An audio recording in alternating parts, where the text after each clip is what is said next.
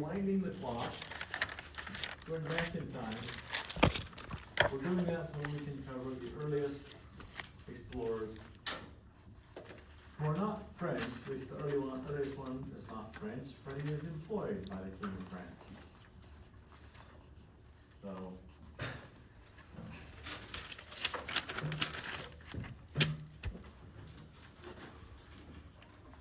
how are we doing? People that want this, got it down?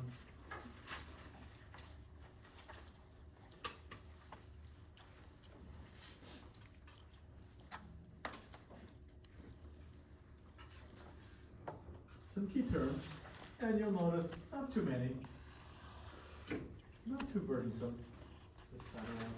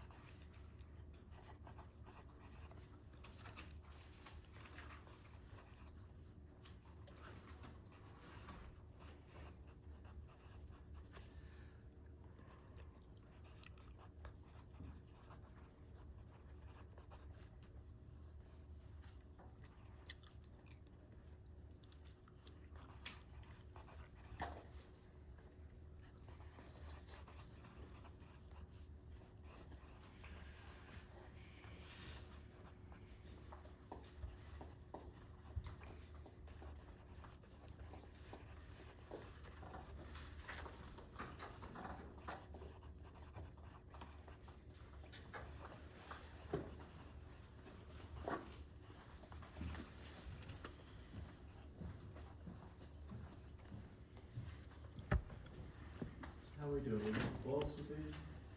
Home stretch?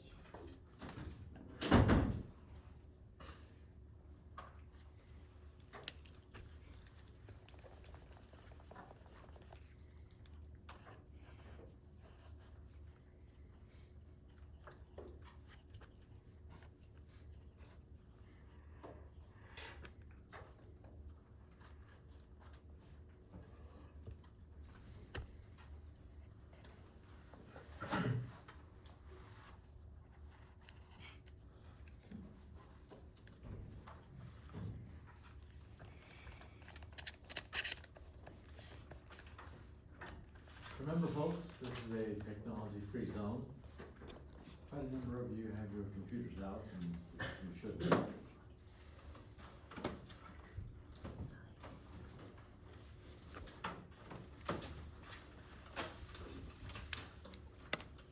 Okay. So, Arizona. Anybody here been to New York? Okay. Anybody remember driving over the Verrazano Bridge? South Verrazano? Well, fun fact, there's a bridge in New York called the Verrazano Bridge, and now you know who it's named after. So, this guy is from Florence. In other words, he's Italian, you know, country technically doesn't exist yet, but he's an Italian dude. He's hired by the King of France, Francis the First. Francis the First has plans for this dude. He asks him to look for a western route to China. We've heard this before, have we not? So, that's his job. His homework assignment, find a western route to China. So, his voyage. This is what he does, class. He comes over, hits here on the Atlantic coast, goes up here, somewhere off the coast of what is today North Carolina.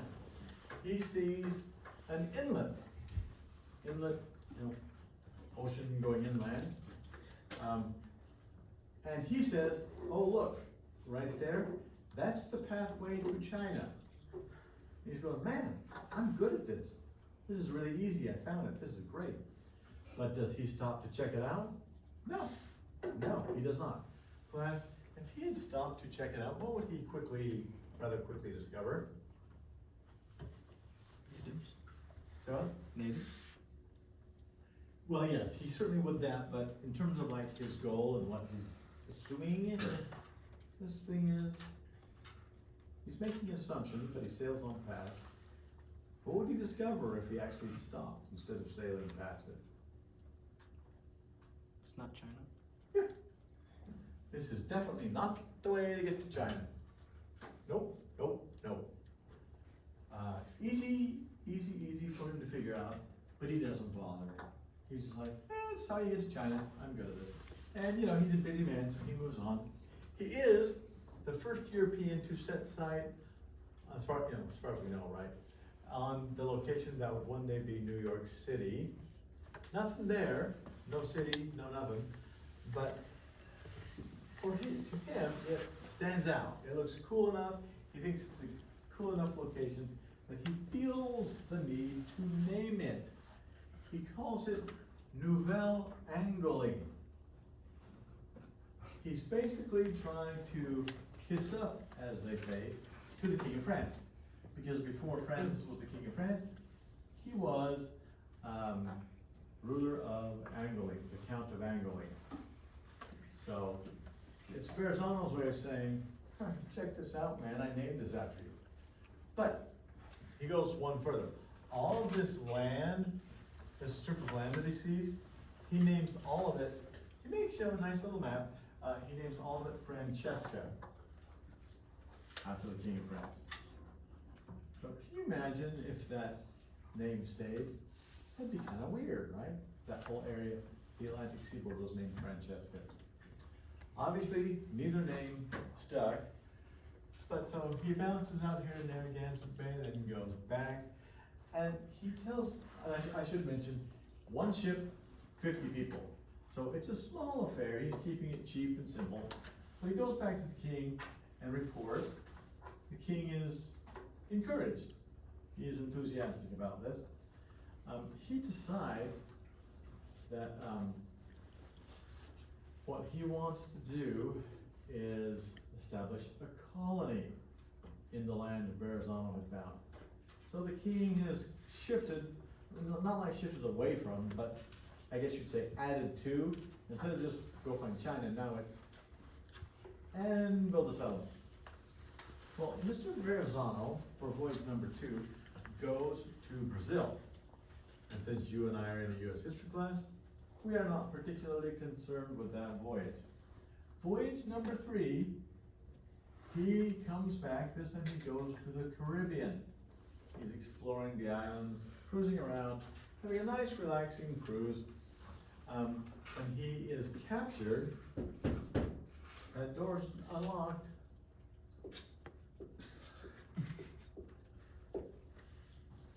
Turn the handle and push.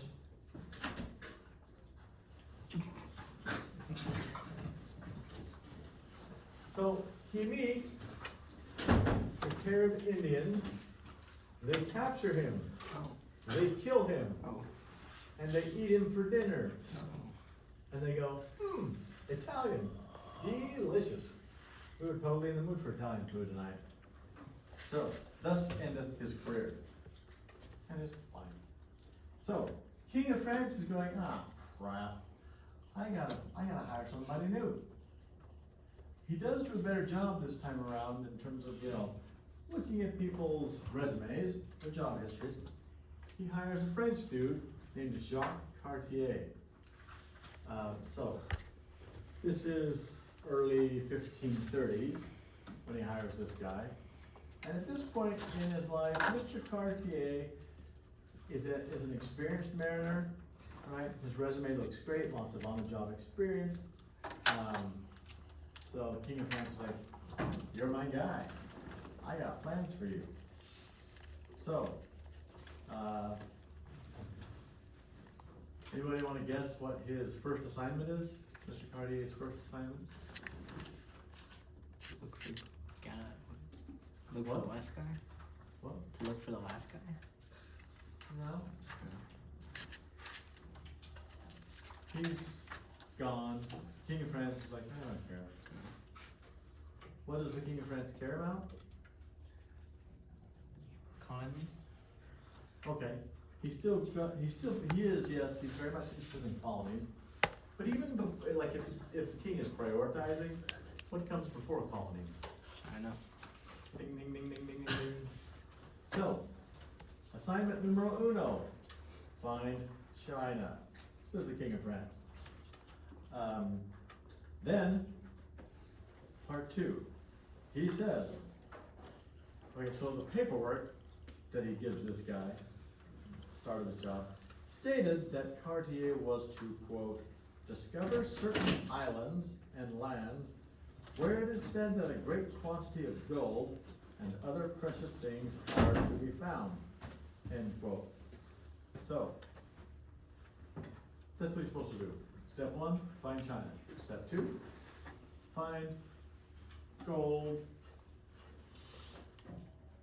any kind of gems. So, voyage number one, he goes. He comes here, he hits Newfoundland, and he says, aha, I have found China. Dang, I'm good at this. And then he proceeds to do a little more exploring. Then he goes home. One of the weird pieces of this class is that he and his men spend a lengthy period of time on an island that is called Bird Island, or technically Island of the Birds. And it's almost as if they said, wait, I know, let's. Bless you. Bless you. It's almost as if he says, I know, let's make this Island of the No Birds. So, while they're camped there, they spend their time shooting and killing birds. Estimates run right around 1,000. Word on the street is that he and his buddies killed 1,000 birds. One of the species of bird that they really went after were the great auks, as in A-U-K-S, that kind of auk. The great auks. So, they kill 1,000 of these birds. Class, anybody want to guess how many great auks are flying around planet Earth today? Not many. You're on the right track, but not quite there. None. Zero. Zilch. Nada. No birds. I mean, no auks. So, in other words, Jacques Cartier is not exactly the poster child for environmentally friendly exploring. Of course, he and his dudes did not single-handedly run the auks off the planet, but he put a hell of it in. Hell of it in. Today, by the way, that same chunk of land, that island, is a bird refuge in Canada. So, lots of birds can be found there today, just not great auks. At any rate, so, dude goes back to France in 1534, completely convinced that he has found Asia. Totally convinced. So, second voyage, a map. So notice if you will this one, for a moment, there is a river here. You and I call it the St. Lawrence. He hasn't, voyage number one, the dude doesn't see it, doesn't realize it's a river.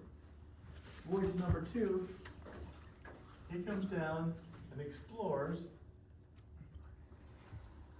Hard to tell with the blurriness, but he goes basically to the present day site of Montreal, Canada.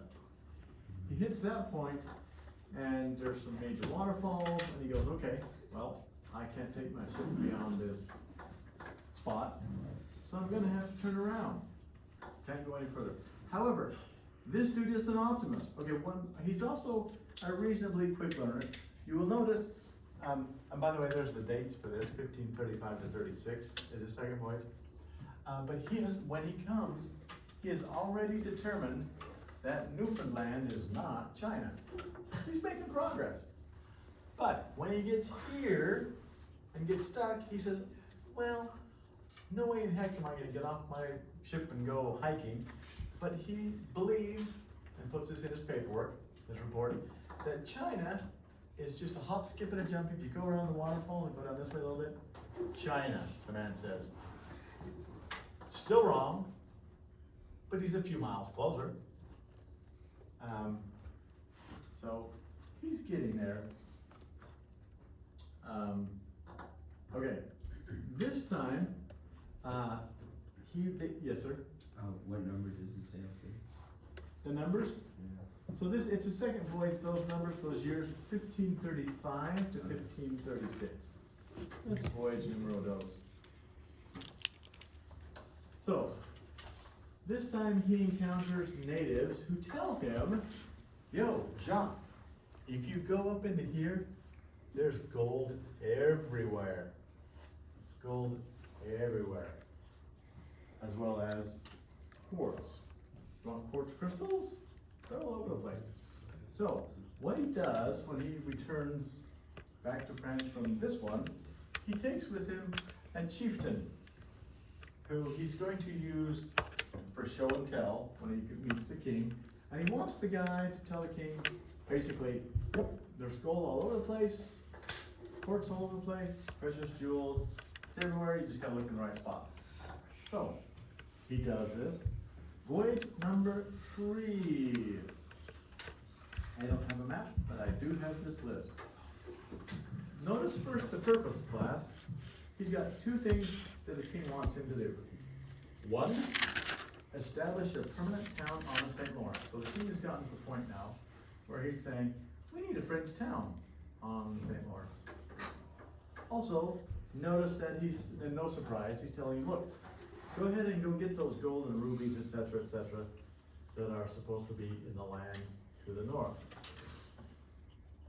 Cartier does go up there, but there's a slight problem with the items he gathers. Oh, I kept saying quartz, but I meant diamonds. So he's going to gather diamonds. That's what he thinks were there. Instead, it's quartz crystals. He's going to get gold, and he fills up his ship with gold, right? But what is it in real life, class?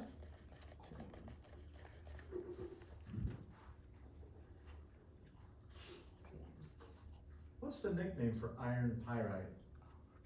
Fool's gold. Yeah. The dude has found fool's gold. Thinks he's really stinking rich, fills up his ship with it, and heads back to France. As you can tell here, thinking, holy cow, I'm rich, the king's gonna love me. I'm taking back a shipload of gold and diamonds. Well, as for homework assignment number 1, establish a permanent town on the St. Lawrence, doesn't work. He ended up establishing a very temporary town on the St. Lawrence. Within a year, maybe right around a year max, it's abandoned. So no more town on the St. Lawrence. As for this, it speaks for itself, right? Goal number 2. Nah, he's just making France slightly larger, one shipload of worthless rock at a time. So, anybody notice anything missing from his to-do list? Yeah. There is nothing here that says, find China, right? Poof, gone. Why? Mr. Cartier, ever learning, figuring things out, has by this point come to the conclusion that he's like, okay, here's Europe, gigantic ocean, which we already know about. Now he goes, over here there's some random chunk of land that I think is completely separate from Asia. He figures, oh damn it. He figures that there's a gigantic ocean over here, and then you get to Asia. He's figured this out. So by the time he's heading out on voyage number 3, King of France is like, never mind. You're not going to find Asia going that way, so we're not even going to put it on your to-do list. Okay, so your question is, okay, given the fact that his explorations, in terms of like his assignments, didn't go too well, why do we care about this guy?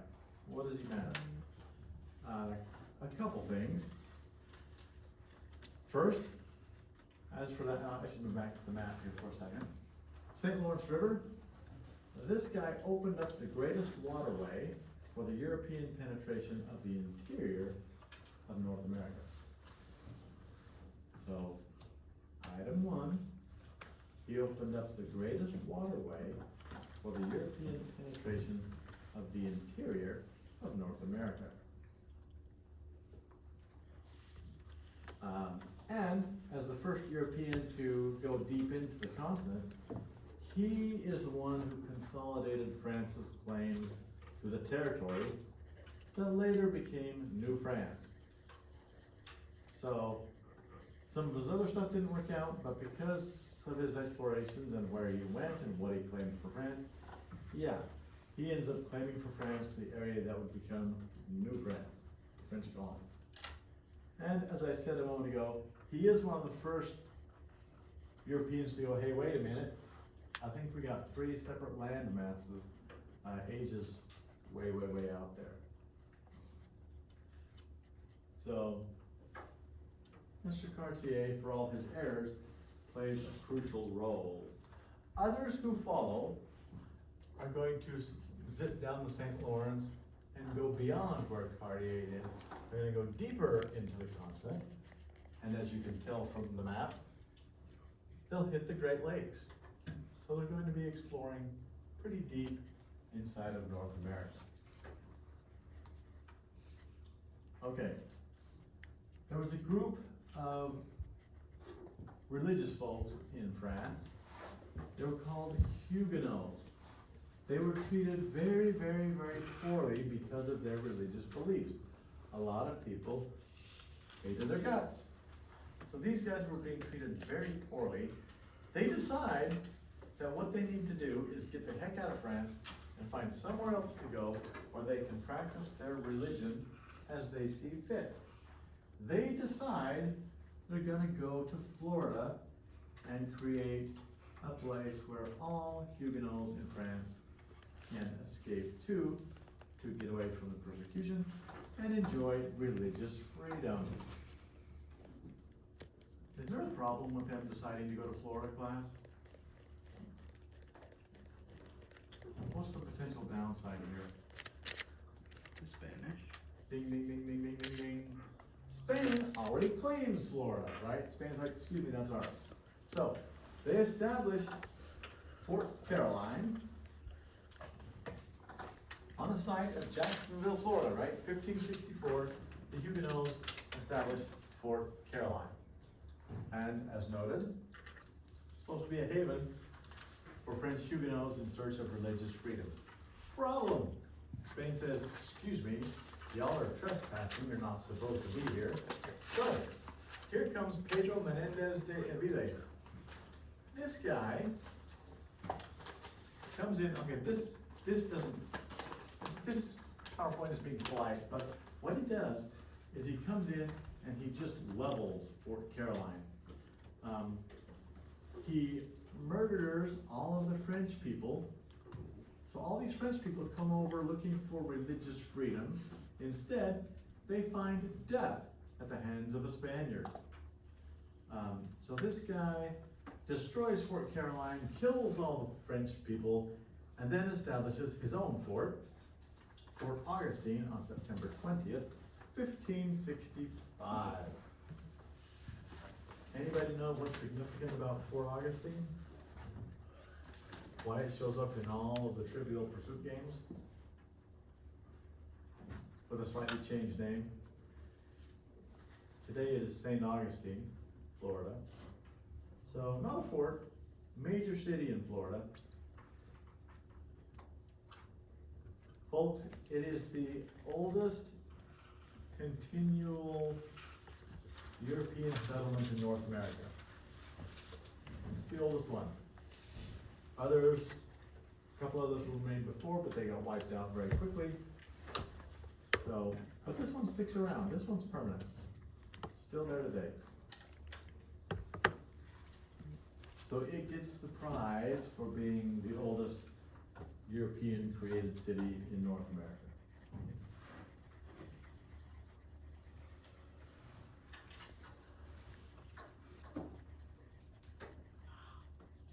Okay, Samuel de Champlain. So, this guy's nickname was the father of New France. There's a good reason for that nickname.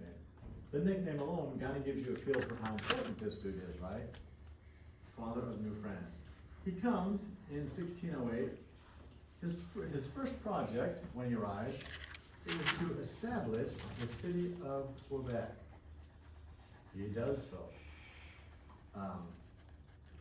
And then, from 1620 to 1635, he serves as the governor of New France. The dude's in charge. So 12 years after he arrives, he finds himself in charge of all those settlements, the whole colony. He's running the show. Okay, so one of the things that he did, okay, so this guy was apparently a very good map maker. So, for one thing, he's the first French dude to go out there and create accurate maps. Maps that you and I could look at and go, oh yeah, I totally recognize that. I see where he's going, and you know, I can name those rivers and mountain ranges. Very good at drawing maps. So, he draws a map of the Canadian coast. He mapped the St. Lawrence River. He goes out exploring. He explores the Great Lakes.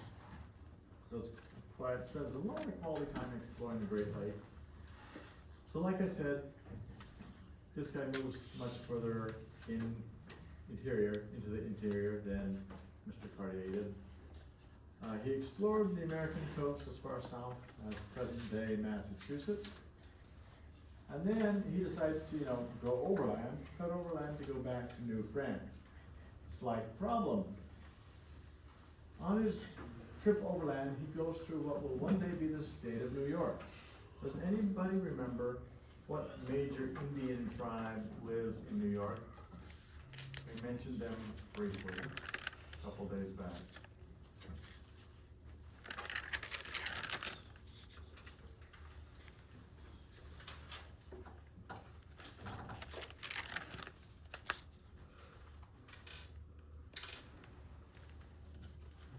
The Iroquois Indians. He runs into the Iroquois Indians. A fight breaks out between the French dudes and the Iroquois Indians. During the skirmish,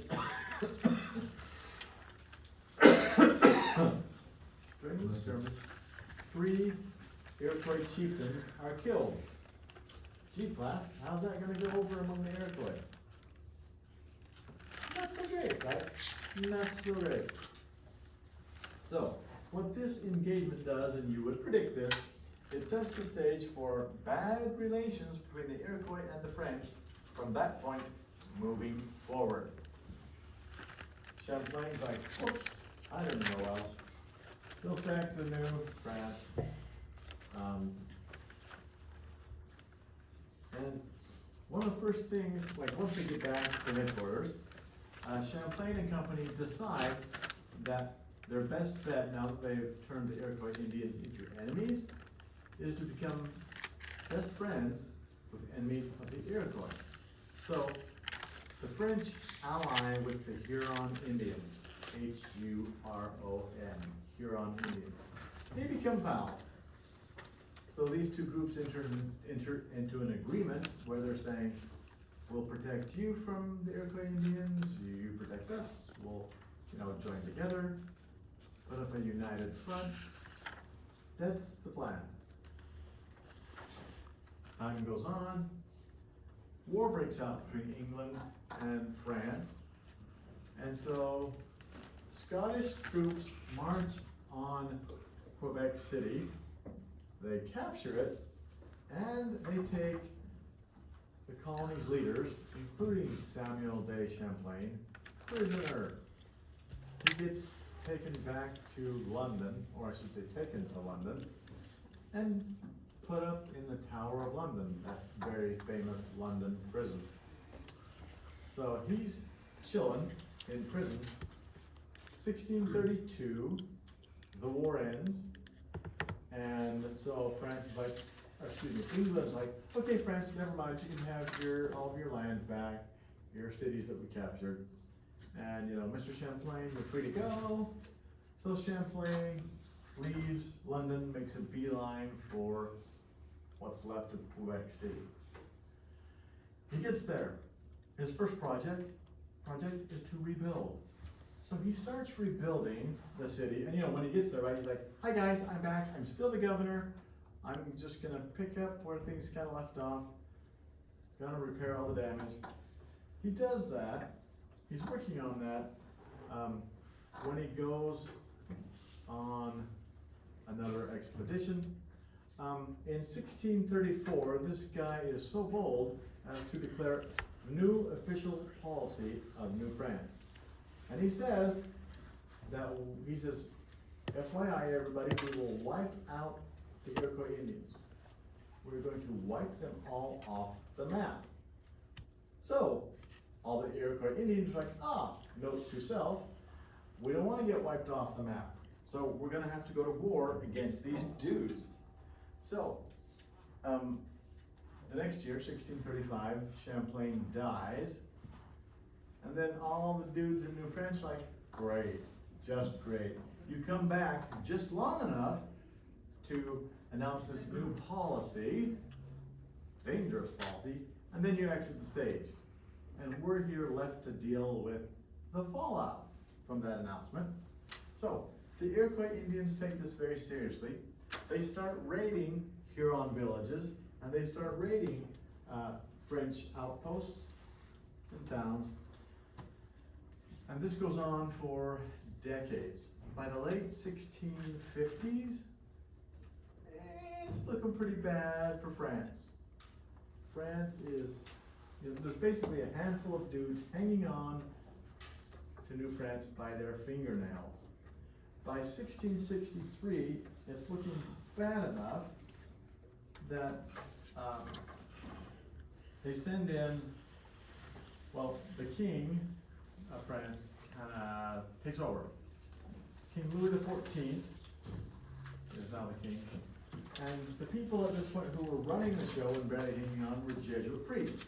So the king says, hey guys, I couldn't help but notice that, if I leave you guys alone, you're all going to be dead, and we'll have no more French colony in North America.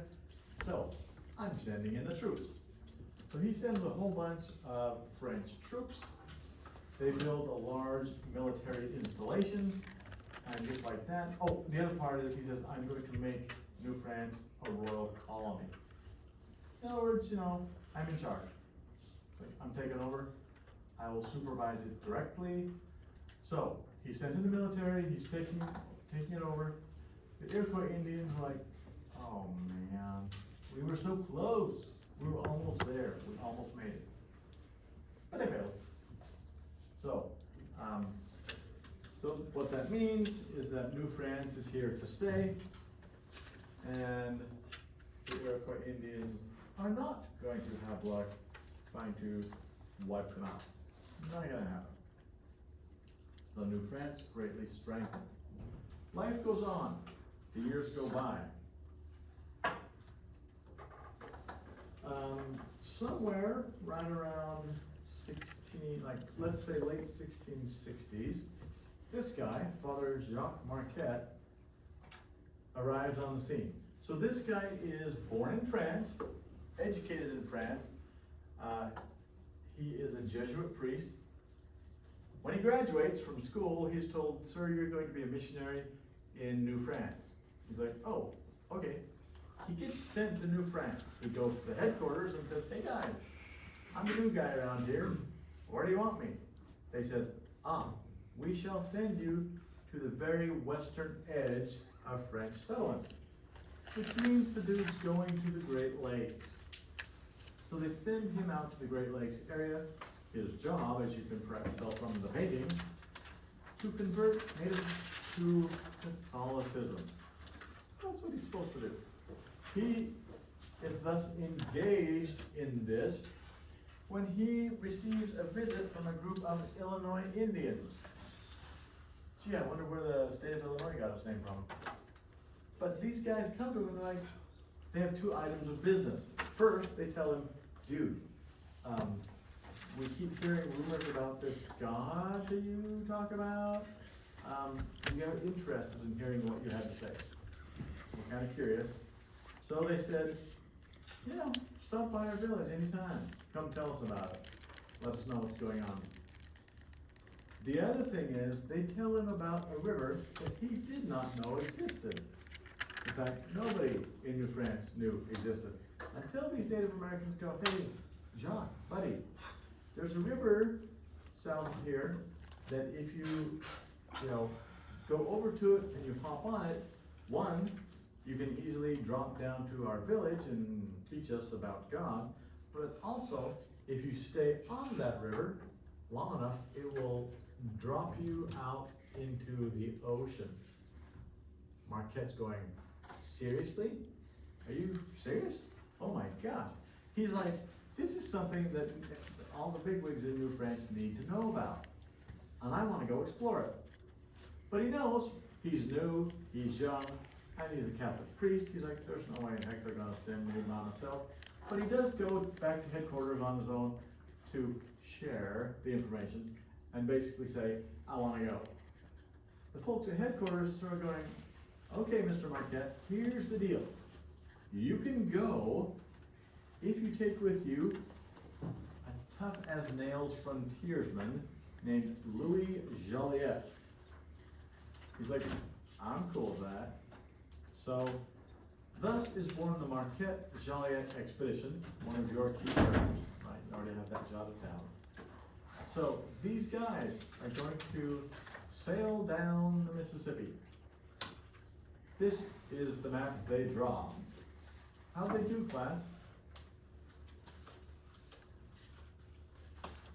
Is it easily recognizable as the Mississippi River? No. Not particularly, right? They sort of got the right idea with the whole north and south direction thing, but beyond that, it starts to, doesn't look so hot. So we're going to look at it on a map that you and I understand. So he's coming back from headquarters, right? He had to go clear over here. He's coming back from headquarters, comes over here, hits the river. These guys start going down it. Notice though, they don't sail out into the Gulf of Mexico. Look where they stop. They stop essentially where the Arkansas River pours into the Mississippi River. At that point, they decide they've seen enough, and they turn around and go up, and they're headed for home. Does anybody have any thoughts on why they turned around at this location and decided to call it a day? Yeah. These guys don't know exactly where the Spaniards are, but they know somewhere over in here, there's land claimed by Spain. And they do not want to accidentally, or on purpose, cause an international incident. So to avoid that, they're being very careful. They're like, well, we get the general idea, we understand. So they turn around and they go back up. Oddly, they spend the winter in Chicago. However, there is no Chicago there. So first Europeans to spend the night on the future side of Chicago. Chicago, a fun place to spend the winter if there are no buildings, no heat, no nothing? Not exactly, right? Not exactly. It's gonna suck. So, spring comes, and they keep going on their mission. They're like, heading back to headquarters to report in. On the way, Mr. Marquette gets sick and ends up dying at the ripe old age of 37. So it is left to Mr. Joliet to take their maps, their, you know, notes, journals, whatever, take all that stuff back to headquarters and say, here's what we got, here's what we found, this is what it looks like. So,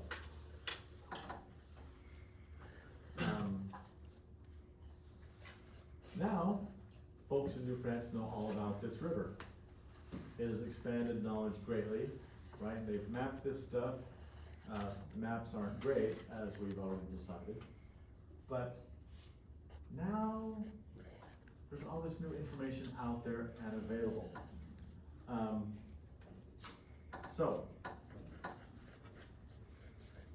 and this stuff, information is gonna end up helping this guy, though not at first. People just call this guy LaSalle for obvious reasons, right? They're saying, we'll just call him LaSalle. So LaSalle was operating a trading post up in Canada, in Quebec, and he's trading with Native Americans. You know, that's the main source of his income.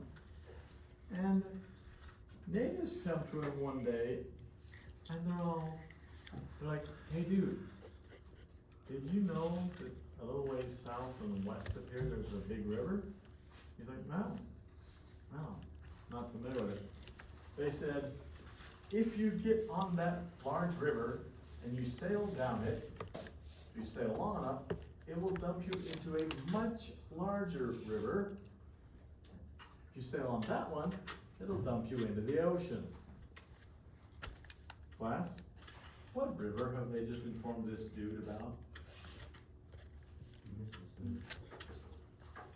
They do mention the Mississippi. They do. That's the big river you empty out into, they said. So what's the first river they're referring to, if the Mississippi is river number 2?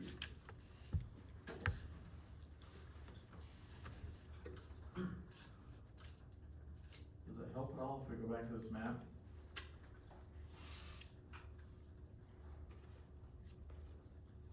There's a river, starts in Pennsylvania, goes up into New York,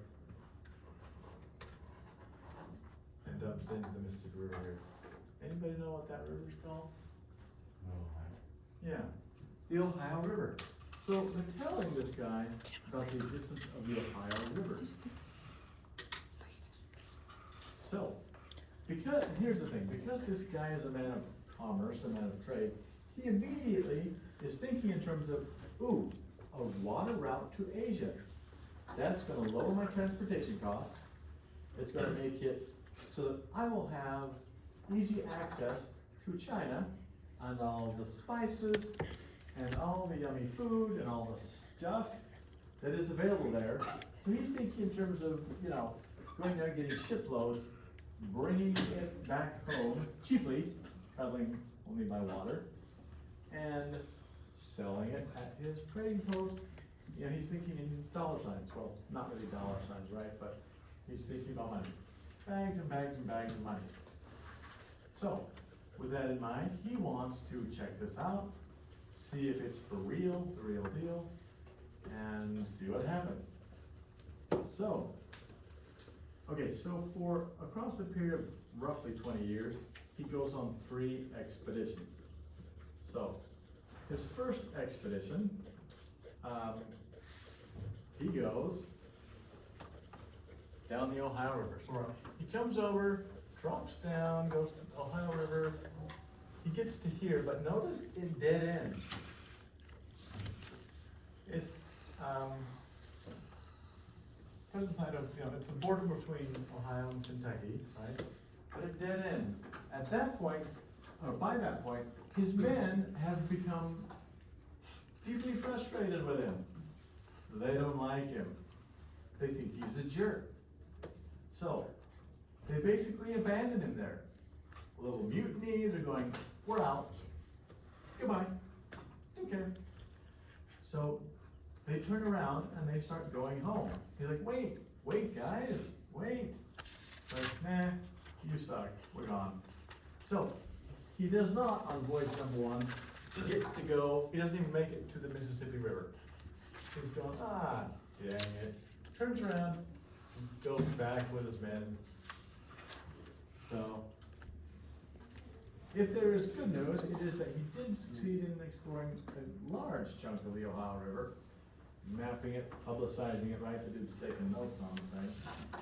So there is that, but it didn't go the way he wanted. It takes many years for him to make it all the way to expedition number 2. Expedition number 2 takes place in 1682.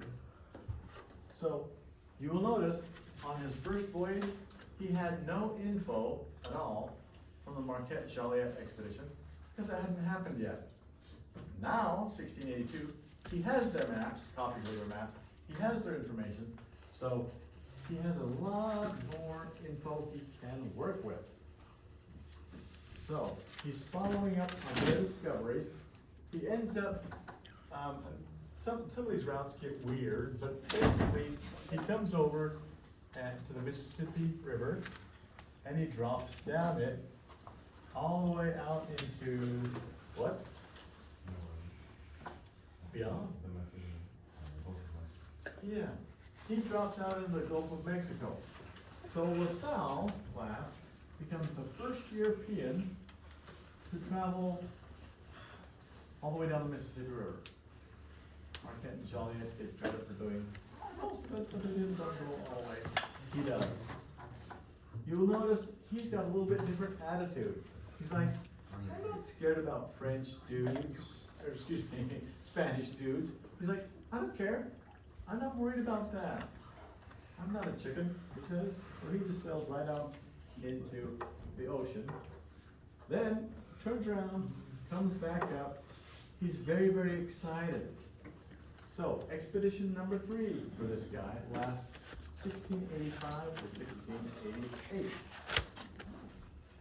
This time, he sails back down the river, but he's got a plan. He shifted gears, so instead of thinking solely in terms of commerce, now this guy's thinking about establishing a French colony at the mouth of the Mississippi River. That's what he wants to do. He runs into a weird problem, class. He comes down here and he's in the Gulf of Mexico, but whereas on trip number 2, he ended up turning around and going back up and going home, he gets far enough out here, he gets kind of turned around, and he cannot for the life of him find the Mississippi River. He's like, crap. So he decides that instead of building his nifty new settlement right at the mouth of the Mississippi, he's gonna build it over this way. Class, if you go far enough this way off the map, what modern state do you hit?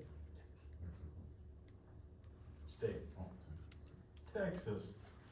So he ends up accidentally building a fort, a French fort in East Texas. Are the Spaniards gonna like that one? Not so much. So, he does establish, so he calls it Fort St. Louis. Fort St. Louis in East Texas. So then, the issue is, that lingers in his mind is, okay, I got a fort here, but I still need to figure out where the heck that stupid stinking river went. So,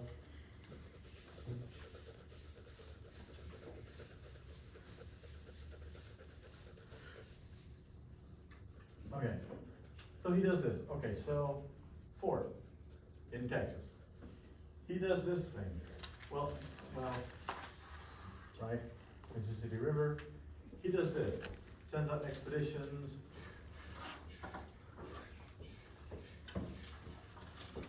They're crisscrossing everywhere. What you and I happen to know is if they just went far enough, they couldn't miss it, right? You trip over it, you drown in it, something, but these guys don't make it that far. After 2 years of trying unsuccessfully to find the Mississippi River, this guy's men become so frustrated with him.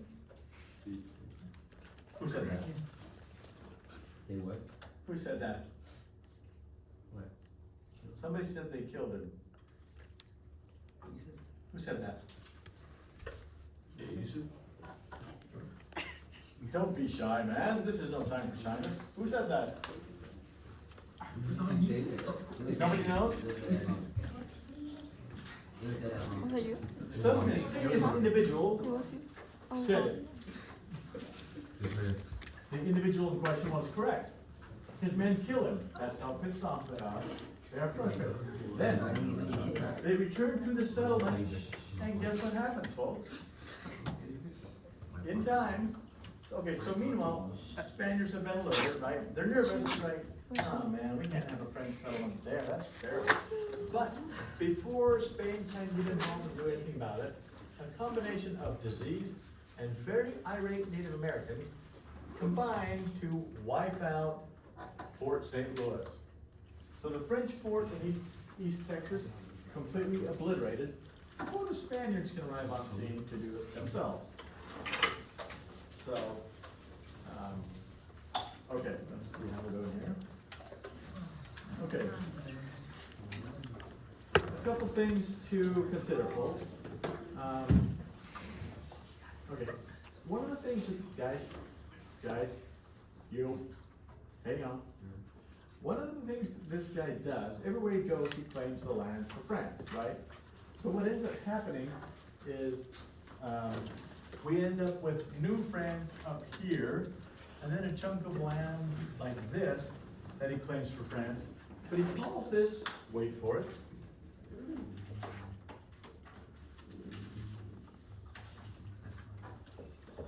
so we have New France and French Louisiana, two gigantic parcels of land. Why is this significant? Because the French are going to hold on to this parcel of land for the next 100 years. France is going to keep it until they lose it to England in the French and Indian War. So, he's establishing this. The other thing, stay with me, we're almost there, guys, we're almost at the finish line. The other thing is, what with his traveling back and forth, he ends up with a route connection. So, what we have in North America is two separate pieces of real estate claimed by France, and a roadway, a major thoroughfare connecting both of them. So, and that is the work of Mr. LaSalle. So that's just like in terms of like the bigger picture of things, contests between countries competing for land in North America, LaSalle is hugely important class. Very, very, very important dude. It would be hard to underestimate what he managed to pull off. Okay, so, yeah, so the French monarch in the end claimed the entire Mississippi Basin, and eventually, France does establish, as you can tell, and as you already know, a city near the mouth of the Mississippi River, so that France can control traffic on the river and control it, and basically say, this is ours, all this is ours, this is the gateway to French Louisiana. And so France, we determine who gets to come here and who we're gonna make stay away. That's how we're gonna do it. Okay, technically, we have 1 minute left in class, but if there are no questions, I vote we call it a day.